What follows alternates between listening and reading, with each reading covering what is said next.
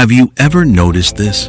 The people who treat you right rarely consume your mind, but the one who confuses you, the one who disappears, the one who gives you just enough attention to keep you emotionally starving, somehow becomes unforgettable. And that should disturb you, because attraction is not always a sign of compatibility. Sometimes, attraction is your unresolved pain recognizing itself in another person. That's the part nobody talks about.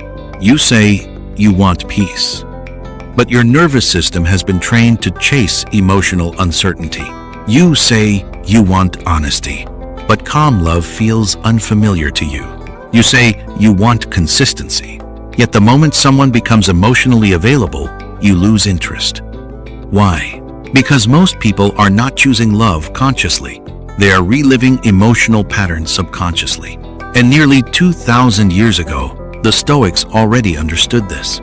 They believed human beings don't suffer because of love itself. They suffer because they become attached to emotional illusions. And today, I'm going to show you the ancient Stoic secret behind why you keep attracting the wrong person, why toxic connections feel magnetic, and why healing changes who you're emotionally drawn to. Because this goes deeper than dating. This is about the hidden war between your loneliness, your self-worth, and your need to feel chosen. One of the most dangerous lies people believe is, I just have bad luck in relationships.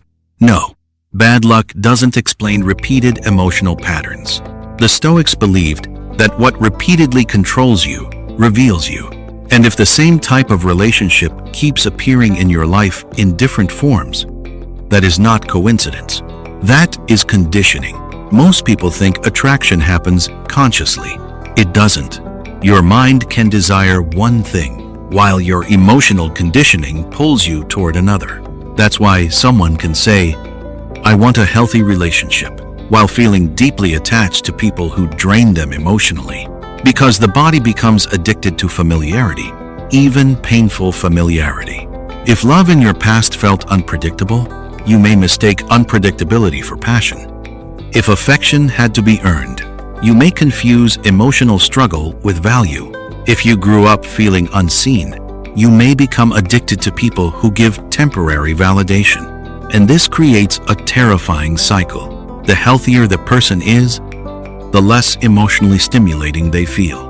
Meanwhile, the emotionally unavailable person creates obsession, not because they are special, because they activate your deepest emotional wound. That's why you can know someone is wrong for you and still crave them. Logic loses power when an old emotional pattern takes over. Seneca once warned that people suffer more in imagination than in reality. Think about modern relationships. Most suffering does not come from what actually happened. It comes from waiting, wondering, checking notifications, overanalyzing silence, creating stories in your head. The wrong person often becomes powerful because they hijack your imagination. You don't fall in love with reality. You fall in love with potential, with fantasy, with who you hope they will become. That's why inconsistency is so addictive. Your brain keeps chasing emotional closure, and every small moment of affection feels amplified because it arrives after emotional deprivation. This is why toxic love can feel stronger than healthy love. Healthy love is steady. Toxic love alternates pain and reward. And psychologically, intermittent reward is one of the strongest forms of emotional conditioning. The Stoics understood something modern people ignore. Anything that controls your emotional state controls you. If one delayed text ruins your peace, your emotions are no longer your own. If someone's attention determines your self-worth, you have emotionally surrendered yourself. That is why many people are not in love. They are emotionally dependent, and dependency always creates suffering. Most people don't ignore red flags because they are naive. They ignore them because they are emotionally hungry. That changes the entire conversation. Loneliness can make disrespect look acceptable. Fear of abandonment can make inconsistency feel tolerable. Low self-worth can make bare minimum effort feel valuable.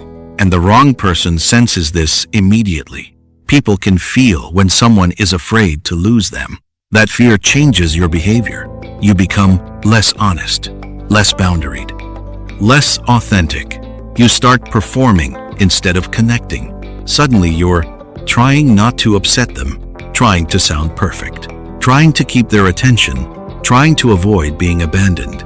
And without realizing it, you slowly disappear inside the relationship.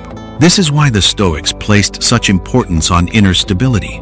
Marcus Aurelius believed a person should never hand their inner peace to external circumstances. But many people hand their peace to people they barely know. One text can make them feel worthy.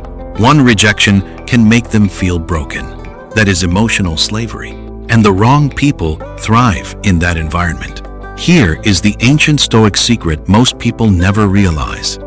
Healing does not just change your behavior, it changes your attractions. When you heal, you stop confusing anxiety with chemistry. You stop romanticizing emotional instability. You stop chasing people who trigger confusion. And something strange happens. The people you once obsessed over begin to look emotionally exhausting. Why? Because peace starts feeling more attractive than chaos. That is growth. A healed person notices things differently. Not, are they exciting? But, do I feel emotionally safe around them? Not, will they choose me? But, are they emotionally healthy enough to enter my life? That shift changes everything. Because emotionally mature people are not looking for intensity. They are looking for alignment, consistency, clarity, respect, peace, and most importantly, someone who does not force them to betray themselves for connection. The hardest truth is this: you will keep attracting emotionally unhealthy people until your self-respect becomes stronger than your loneliness. Read that carefully, because standards mean nothing if loneliness can erase them. Many people know exactly what hurts them, yet still return to it emotionally. Why? Because being chosen temporarily feels better than being alone permanently. But the Stoics believed discipline is choosing long-term peace over short-term emotional pleasure.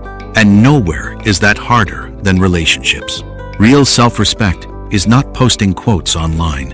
It's walking away when your emotions beg you to stay. It's refusing to chase clarity from people committed to confusion. It's accepting loneliness temporarily instead of accepting suffering repeatedly. That is strength. And most people never reach that level because they fear emptiness. But emptiness is where self-worth is rebuilt. Maybe the wrong person was never the real problem. Maybe the real problem was the part of you that believed love had to be earned through suffering. The part that confused emotional chaos with connection. The part that kept abandoning itself just to avoid being abandoned by someone else. The Stoics understood something timeless. Peace is the highest form of wealth. And the moment your inner peace becomes more important than attention, more important than validation, more important than temporary emotional highs, your entire relationship pattern changes. Because emotionally unavailable people stop feeling attractive when you finally become emotionally available to yourself. And that is the ancient Stoic secret.